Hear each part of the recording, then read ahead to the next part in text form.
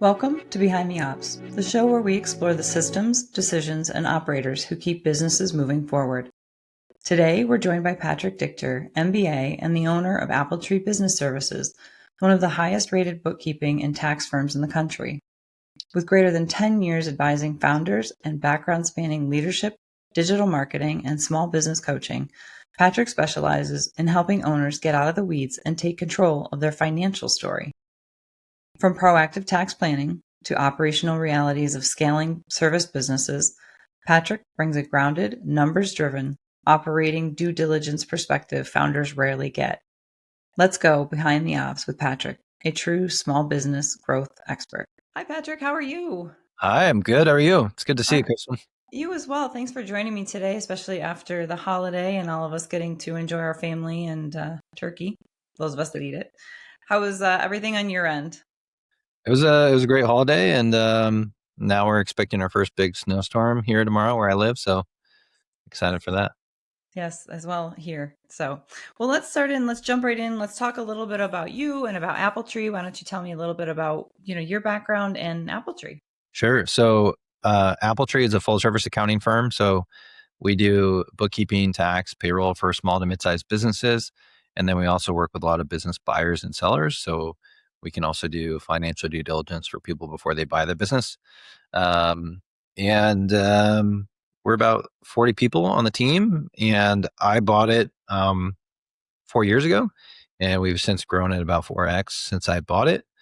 And my background before that, I'm not a trained accountant, by the way. So I studied business. I got my MBA, and then I spent 7 years working for a digital marketing startup as a sales manager. And then I spent 3 years doing small business consulting and coaching. And all my consulting clients would always have terrible bookkeeping, and I was always referring it out. And then I decided to buy a bookkeeping business. And so that's kind of my quick story. Small business geek at heart, and married. I have 3 young kids. So here we are. So you have plenty to do. Yeah. Yes. Oh, that's great. So let's talk a little bit about Appletree and how you kind of jumped in and took over and bought it and then Forexed it, which is obviously the cool part, the part that a lot of us want to talk through. What are some of the things that were going on in the business that made you realize, either this can happen exactly the way it is, or in order to Forex, not that you knew Forex, but you knew you wanted to grow. So tell me a little bit about what that looked like, what you were looking for, what you saw, and how you kind of proceeded into that growth mode. Yeah. At the end of the day, the previous owner had done a really good job building out the team of 12 and really productizing services well, I'd say. Most accounting firms are just like one person surrounded by like a couple of helpers, and they're not very sustainable, right? But he had done a good job of elevating other accounting managers and creating a monthly subscription style billing that we still stick with to this day. And so it allows, it's just a more cohesive and more scalable firm. And then I was able to come in and improve some of the sales and marketing and open up some new service areas and focus more on growth. Which is always fun. Yeah. Was there anything in the operating model that kind of jumped out at you pre you kind of taking over and doing a little of the operational review? Was there anything in the operating model that you were like, this will allow us to do growth, or this won't allow us to take the next step in growth? Yeah, if you looked at comparable accounting businesses, so at the time it was like 1.2 million top line revenue. Sure. If you looked at other firms, most of them that would be for sale, they'd probably have just a ton of tax returns and the owner signing most of those tax returns. The way he had structured it was focusing on small business clients, so there were less tax returns. So higher average revenue per client is another way to say that. And then also he had elevated 3 accounting managers to be the main person that the client deals with and the person that signs off on the tax return. So when I bought it, there were about 67 small business clients on monthly subscription, and he was only the main point of contact for 2 of those by that point. Okay. And the others were handled by those team members. So that really jumped out at me as like something that was different and more transferable to a new owner versus something where somebody's producing 400 tax returns and they're signing them all, and all 400 clients, come to Bob, and it's, Bob is the keeper of the keys. That's kind of hard for somebody like me to take over. Oh, absolutely. And so we talk about that kind of, I do with all of my clients. And one of the conversations that keep coming up here is when the business is centered around the owner, it Mhm. is not scalable. And as much as people don't want to hear that, right? They're like, but I can't let go of this, you have to. And then so setting up a model like you're talking about where there's, varying ebbs and flows, you can certainly build that out from 12 to 100, arguably, just knowing where those breakpoints are for the signing points. That's Yeah. really cool. One of the comments you made was productizing services. Can you go into that a little bit more? I think that's a really interesting concept around how companies do or don't allow themselves to grow. Yeah, this is something, I mean, you'd know well, but so many service-based businesses, they they aren't as ready to grow as they could be because the services aren't productized, right? I think you could do this in accounting, marketing, property management, like you name it, right? Mhm. Um, so we've been talking about us in accounting, but you could also look at marketing, right? So you could have a marketing agency where every website is custom and one off and pricing is always different. Or you could say, we are a marketing agency for dentists, and most dentists work with us at these three price points: 700 a month, 1,500 a month, 3,500 a month. Here's what you get at those three price points. This one gets you SEO, this one gets you SEO and AdWords, this one gets you SEO, AdWords, and content, right? Now, is every single client going to fit that mold exactly? No.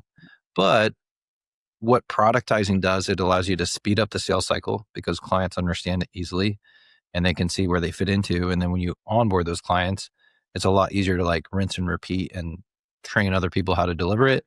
And then your delivery gets better, your costs come down. So that's really taking what would normally just be a one-off service and trying to make it feel like a SaaS subscription where, um, it's kind of predictable what the client experience is going to be and what the delivery looks like. Um, yeah, that's productizing services in my mind. I love it. 100%. I couldn't agree more. So, having repeatable expected outcomes is critical because when you don't know what you're going to get at the end of something, it happens, right? When you build a new product, you build a new service line, sometimes you get to a point and you don't really know. But most businesses succeed when they can predict what's going to happen within some margin of error. So that's great, especially when you're dealing with, as you and I both do, a smaller business entity, right? So we're not dealing with the Fortune 500s, we're dealing with small business practices. Tell me a little bit about your operating model around small business practices. Why is that beneficial, and how do you help them as they grow from a small business, maybe even to a medium business? Yeah. So the question was our services or our operating model? A little bit of both, right? So around with your clients, with being smaller markets, smaller Yep. businesses, how is it that you're integrating with them, and how are you offering what's Okay. making you kind of operate in a different level with them? Yeah. So we typically are working with a business that's anywhere from like 500K in annual revenue up to 10 million. Okay. Majority are 1 to 5 million in revenue, right? So there are a lot of service-based businesses um, in home services like landscaping, plumbing, tree services, or in professional services like marketing, web design, consulting. And we typically charge between 700 to 2,000 per month. And that, let's just call it 1,000 for easy math. That $1,000 a month is going to cover bookkeeping, the business owner's tax return, the personal taxes of the owner, quarterly tax estimates, 1099s, tax planning, basically everything they need for accounting and tax.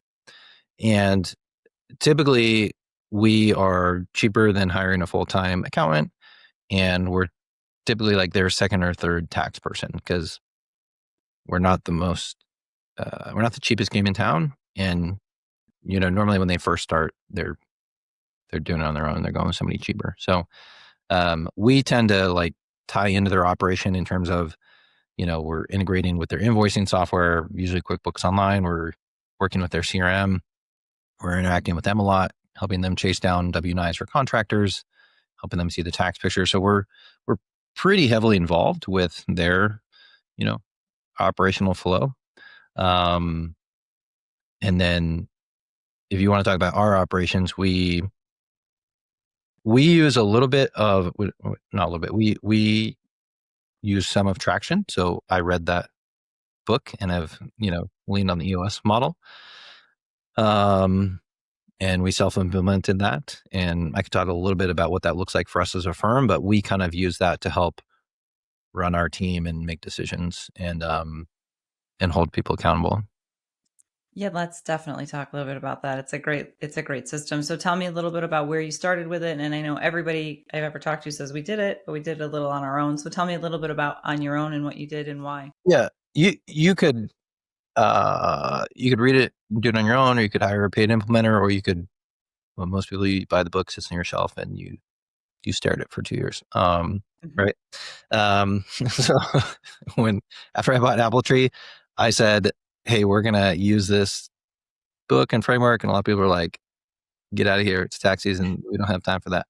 So what we started with was just using the weekly scorecard, and then after tax season, we started working on the issues list and quarterly rocks. So now what this looks like for us, we had this meeting today. Every Monday, we have a meeting with our accounting managers, and there are some marketing KPIs we look at. There's some production KPIs we look at.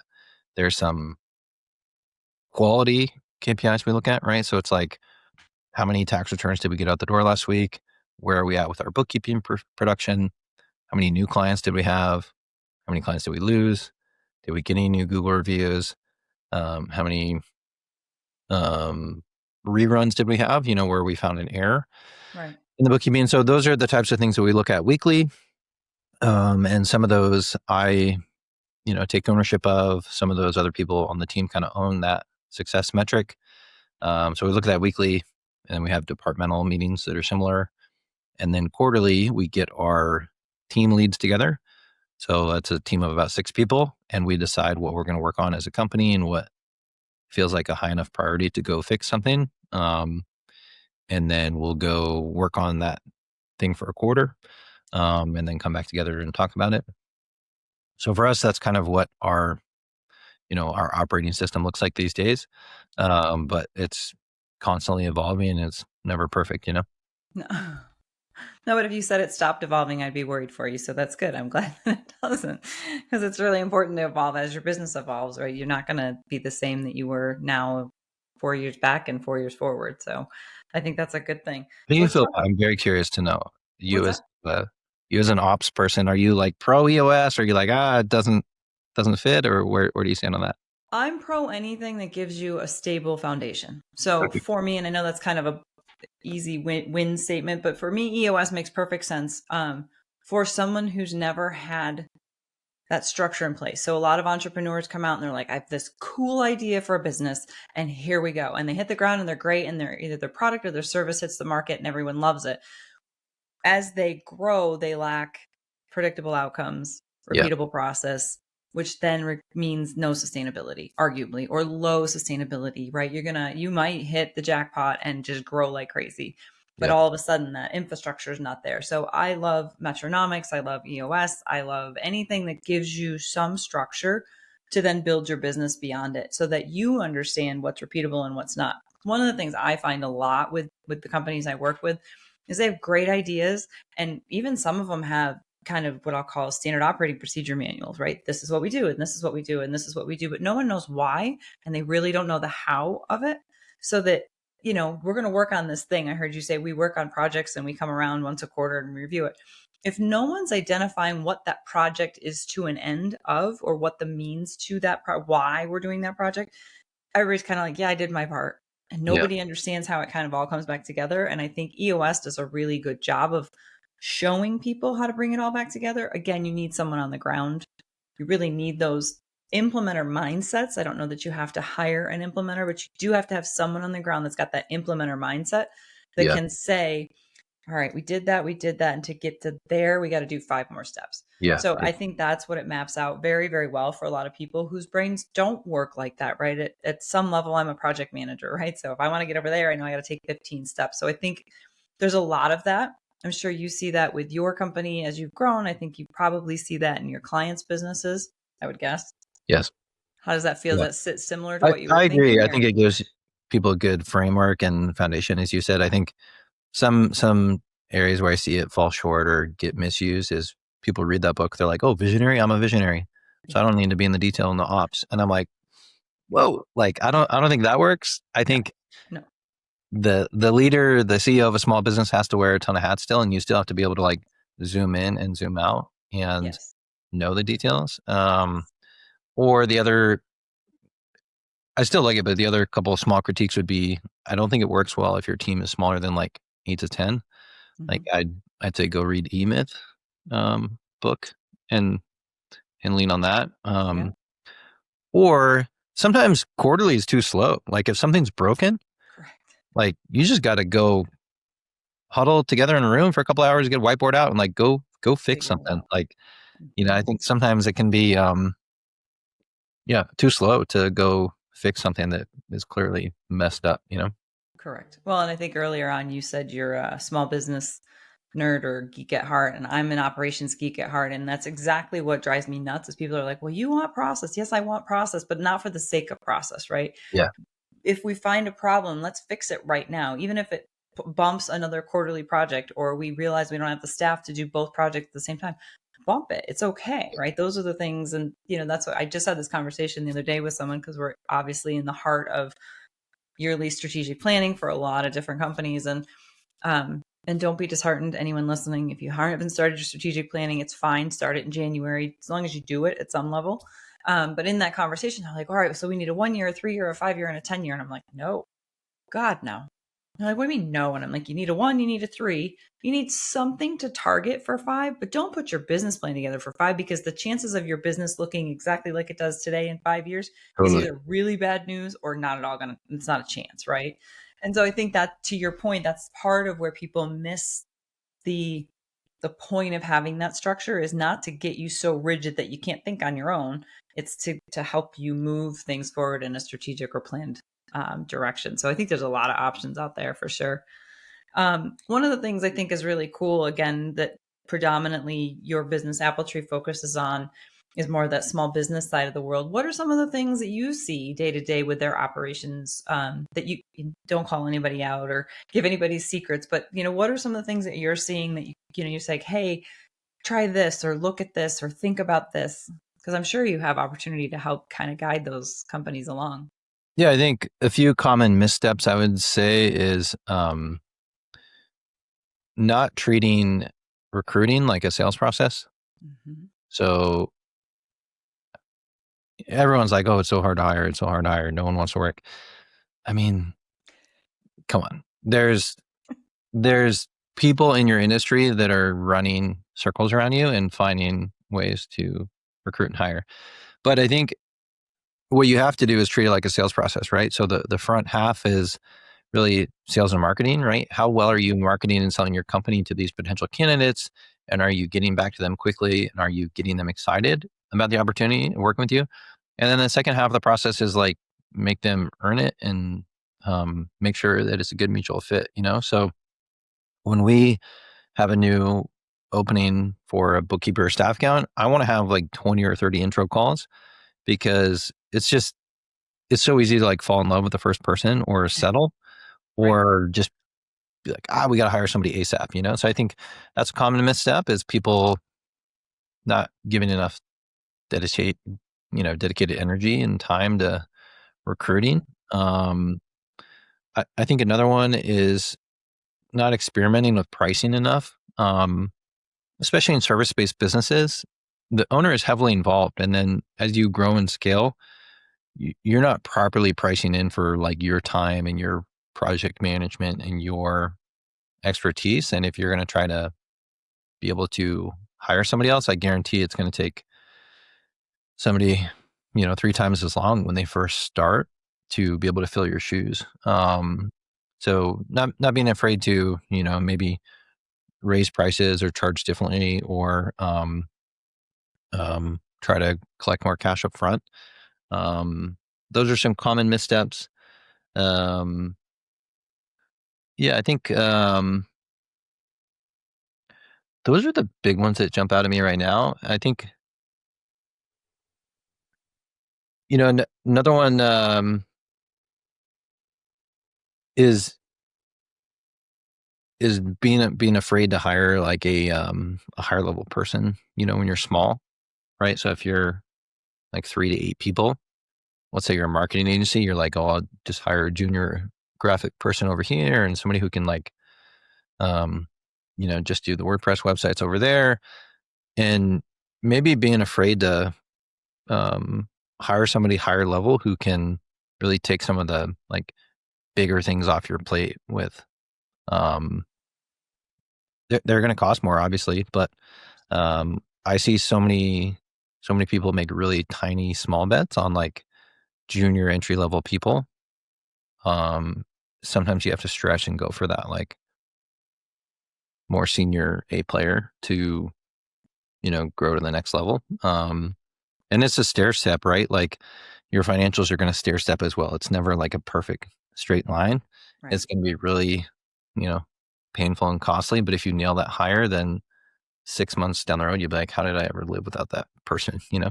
Correct. I think Because it's opportunity cost, right? I mean, we use that term a little loosely sometimes, but I think it is truly an opportunity cost is where can highest and best use of a particular resource's time, highest and best use of another resource's time, and can that new hire take part or all? And if the answer is all, then you certainly are returning on your investment there exponentially. So I agree with you. That's a great point. I think people do that a lot. They're like, well, I can afford the $25,000 and there's nothing wrong with the $25,000 employee at all. Time and place though, right? You might want to have to bump. So tell me a little bit about, I know one of the things that we talked about either earlier or before was that we talked about the fact that you do a lot of work where you do some work with companies that are looking to grow to sell Mhm. or are coming to you when they're ready to sell. And tell me a little bit about that and how that works and what you're looking at and seeing with that.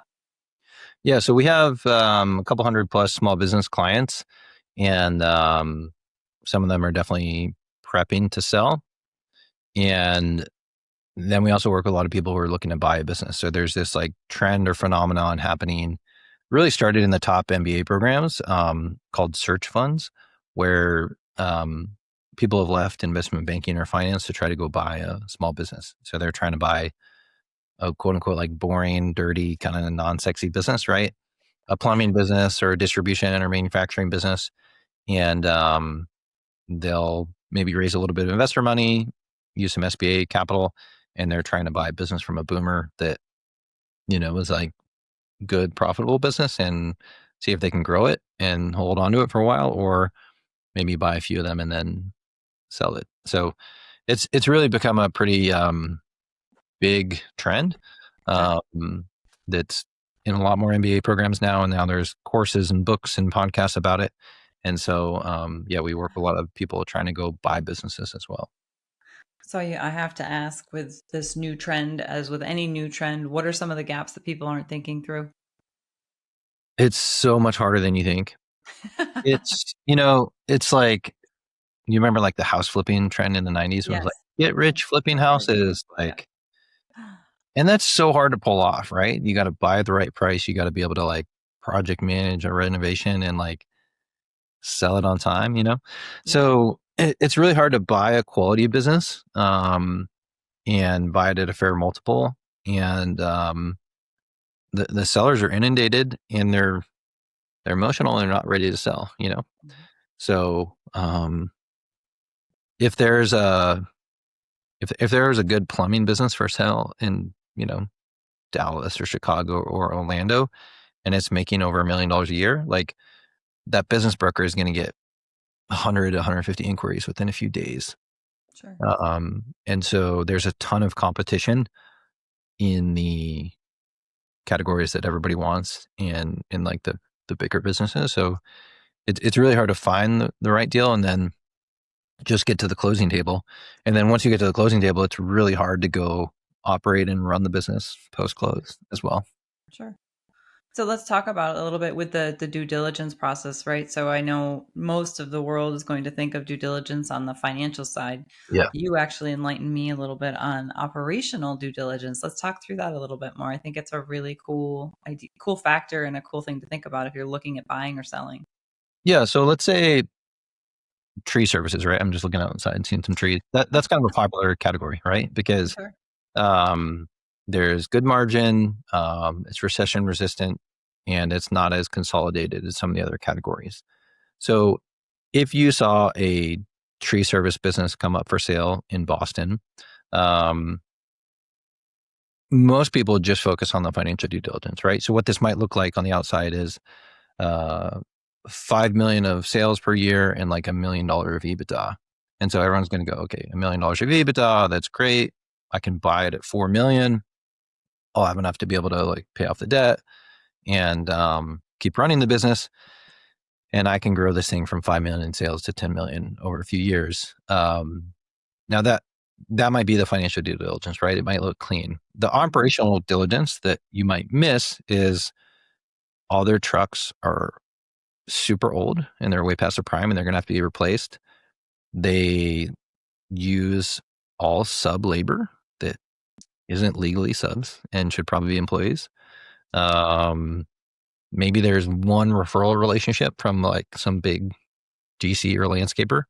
Okay. Who's the cousin and you're not the cousin anymore.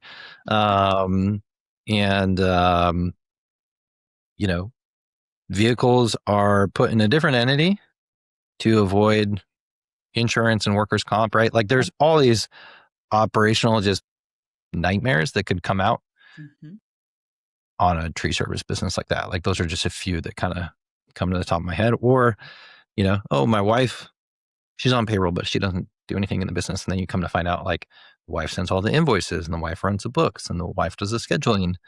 And the wife has a health issue, right? So you're kind of second in command. Your, office manager, operations manager is family who's now ill, right? Like those are some of the operational diligence items that people don't pay as much attention to as they should. Absolutely. I love that. I think that is incredibly helpful. And people do need to pay attention to that because, like you said, especially in a small business, the likelihood of any of those things or all of those things being true, regardless of the business, is higher than people want to admit, for sure. I love that. Some of the things that you look at from within AppleTree, are you guys looking at your own operational due diligence? Are you looking at customer journey mapping? What are some of the things that you're doing as we look to 26 that you want to start really digging into as a business owner? I love that question. I'm finance nerd, numbers nerd, right? But the financials are always a lagging indicator. Yep. Always, They are. right? So for us, some of the like really big leading indicators we look at, new client onboarding. So we have a definition of is a client out of onboarding, and we try to get that within 90 days. Okay. And next year, I'm going to try to shorten that goal to 60 days. So that's one, and it just has this big domino effect of it means it was the right fit client. It means our team's on top of it. It means we scope things properly. Okay. And if I looked at our client list right now and looked at the ones that are past 90 days, it's usually an early indicator that things are off. And the client's probably not going to be happy, right? So that's a big operational initiative for us is speeding up our onboarding time for new clients. Another one we're developing a client scorecard. So I kind of rolled this out a couple of weeks ago, like the first version, but there's 4 key areas that we work with clients in, and we would grade them total out of 100 points. Okay. And so they'd start as like a diagnostic with us early in the sales process, and then we'd update it annually. So the 4 areas would be accounting, tax, financial planning, and then mergers and acquisitions. So those would kind of be the 4 areas. And so operationally, I'm trying to weave that into our sales process and then get the team trained on using it. Okay. So those are a couple of big ones. And then, we're trying to grow 20 or 30% a year, and usually like things just break operationally when you're growing. And so trying to constantly improve our, client delivery and our back end on that. Of course. Do you have any ideas or concerns around your predictive analysis? So how you're going to figure out maybe ahead of those things breaking, or is it, have you been around enough that Oh you my kind of gosh, see them coming? Is it a Kristen, gut check? I was so excited about this, and I was like, I got it. Like, I literally, it was like a eureka moment for me where I was like, a few things made me really excited. One, I think it's a really good process in the sales process to make clients feel like, oh, this is a totally different accounting firm. And it can help me with so much. The second thing was it's a tool that our team can lean on because clients expect their accountant to just be this insane Swiss Army knife where they're just like, you need to know tax law and you need to know HR and you need to know accounting, you need to know my CRM and you need to know financial planning and you need to know mergers and acquisitions. And it's just impossible for anyone to know all that. 1,000,000%. So I was like, this will give them a tool that they can lean on and it'll give us a common language. And when I gave them a preview of it, honestly, it was just like crickets. They did not like it. And they're just like, that looks like a lot more work. And so it was not my best messaging and, sales job. But as I've unpacked their questions and kind of shown them what this could look like, I think they're more bought in than they were. But yeah, the first time I rolled it out, they were just like, no, this is stupid. So, Well, yeah, but change is often received with that response as opposed to the validity of what it is. And so, for my 2 cents, what it's worth, I think what you're doing, breaking it down, pulling it back, getting their buy-in, working through some of their questions with them, because again, the chances of it being a complete waste are slim to none. I think it's just a matter of getting it operationalized, right? And really doing the due diligence on it for them and how it helps them and showing them. Again, the why is a big deal. We all know that. Everybody knows yeah. that. So what's the one thing that if anybody's watching this, you want them to walk away and say, this is what I learned, or this is the cautionary tale I took with me, or this is the really cool operational thing I learned? The one thing from today? Yeah, from you, from your perspective, from your years of business, from marketing to sales to running a financial company. I would say, assuming it's a service-based business, Mhm. I would say really hone in on your gross profit margin. I think that's probably the number one financial KPI in a service-based business Sure. because they often don't have a true picture of what your gross profit is, or as you grow and hire more people that go into client delivery and into fulfilling customers, that erodes, or there's been a lot of inflation and cost increases going up for people in service-based industries and they haven't kept up with that. Right. I saw a flooring guy whose margins eroded by 18% over the past few years, and that could be what the business makes, right? So now he's barely breaking even. So anyways, my one thing would be like really pay attention to your gross profit margin and see what you can do to improve it or control it. I love that. Thank you so much, Patrick, for your time today, for your insights. They're fantastic. And I really hope all the best for you and Apple Tree. Thank you again for coming on today. Thank you for having me on.